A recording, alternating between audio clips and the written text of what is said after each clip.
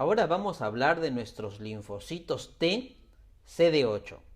Y habíamos visto que hay dos principales grupos de linfocitos T. Los CD4, ya lo hemos visto en un video anterior, y los CD8.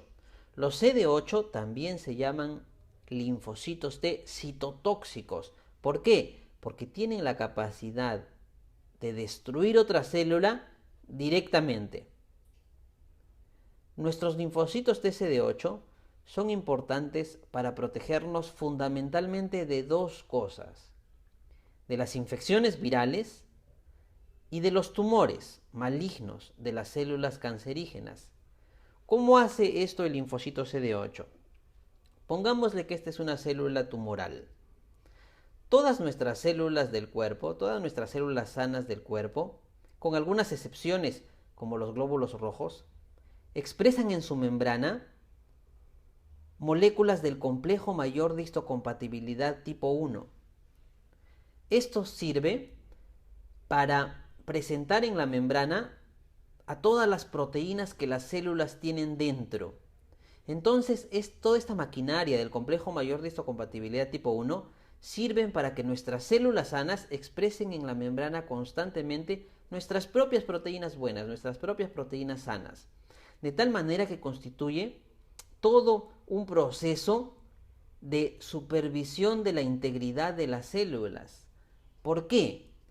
Porque si una célula previamente sana, por determinados factores, ya sea genéticos o adquiridos, por ejemplo, un melanocito sano en la piel que por un exceso de radiación ultravioleta adquiere mutaciones en su ADN que le hacen convertirse en un melanocito maligno, una célula capaz de generar un melanoma. Aquí tenemos a un melanocito maligno. Miren, los melanocitos malignos siguen teniendo esta capacidad de expresar en su membrana antígenos intracelulares expresados en la membrana a través del complejo mayor de histocompatibilidad tipo 1. ¿Y por qué esto es importante? Porque el melanocito maligno u otras células tumorales van a tener dentro suyo proteínas tumorales, proteínas anormales. ¿Cómo supervisar la presencia de estas proteínas tumorales en estas células?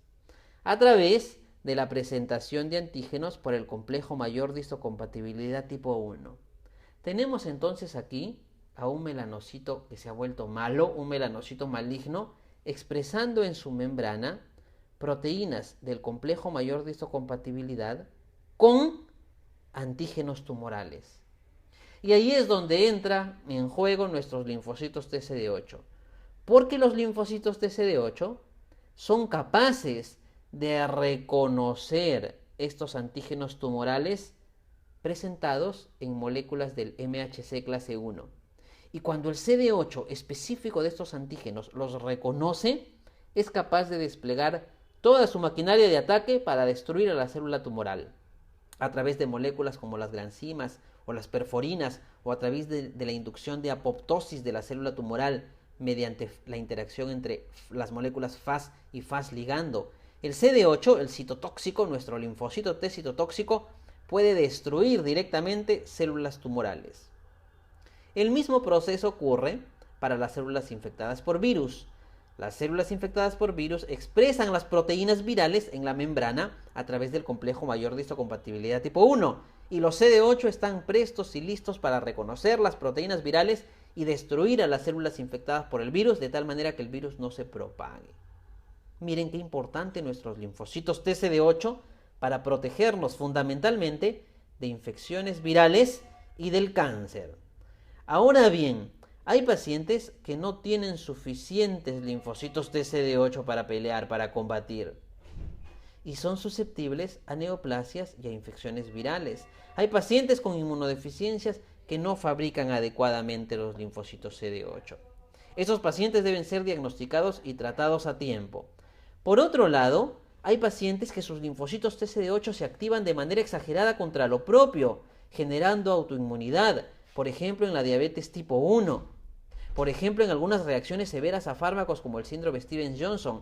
En esos casos, los linfocitos CD8 malos deben ser controlados, destruidos con corticoides y otros fármacos. Miren qué interesante, les he presentado hoy a nuestros linfocitos T CD8.